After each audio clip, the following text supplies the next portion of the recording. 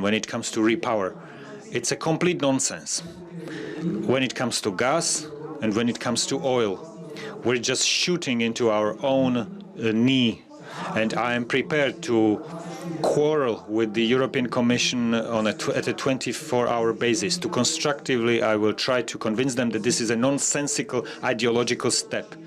Please, do not look with the pro-Russian glasses at the reality. If you put away these glasses, you can take more rational decisions. Ladies and gentlemen, at the beginning I was talking about common sense. And I expressed the hope that the ideology will not make decisions anymore about things which are very important for us. There is one unfortunate document on the table called REPowerEU. I don't need to hide, Madam Director General, because you all know my opinion when it comes to repower. It's a complete nonsense. When it comes to gas and when it comes to oil, we're just shooting into our own knee. And I am prepared to quarrel with the European Commission at a 24-hour basis. To constructively, I will try to convince them that this is a nonsensical ideological step. Please, do not look with the pro-Russian glasses at the reality. If you put away these glasses, you can take more rational decisions. The biggest danger, Madam Director General, is when nuclear fuel will be included into the document. And what would happen if someone says that we cannot take nuclear fuel from Russian Federation anymore? What would happen? Well, I believe we all agree that you cannot put anything, stick anything into the reactor, you know, any stick. So it requires, I'm not an expert, but I know at least that you cannot put into Mercedes, you cannot put an engine from Škoda, you know, it doesn't work like this. If this happens, you will threaten energy security, energy safety of the EU. On the other side, United States of America, don't they take a lot of enriched uranium from Russian Federation? Well, there is no ideology there, and it doesn't work. But here, we're putting ideology into our decisions which endanger us. And therefore, as Madam Director General, I'm openly saying that we will never agree with repowering when it comes to 1st of January 2028, what I mean is gas mainly, and we will never agree with the fact that we adopt decisions which will damage energy security.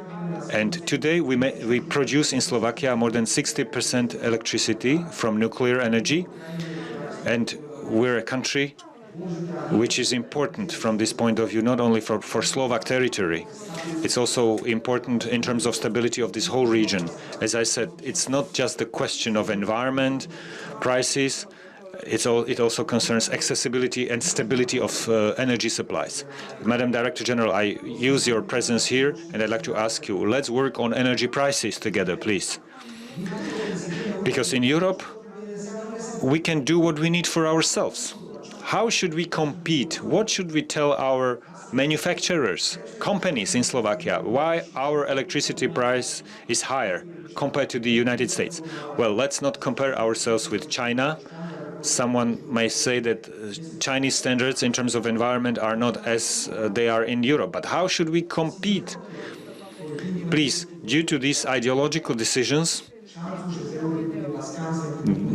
let's not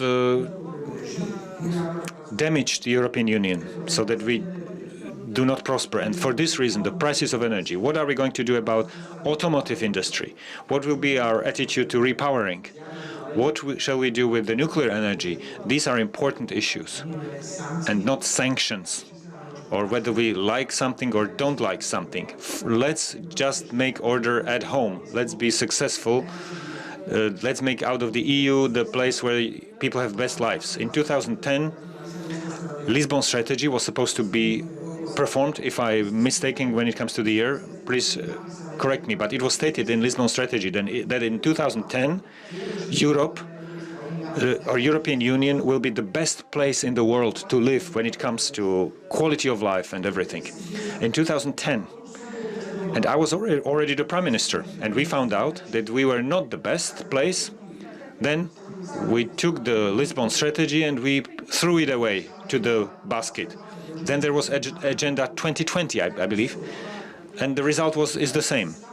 Now we are setting ourselves incredible energy objectives. I'm waiting for the decisions of the summit when it comes to the combustion engines and the ban of combustion engines until 2035. And I just believe that the European Union, the European Commission, will do it differently than we've done it so far.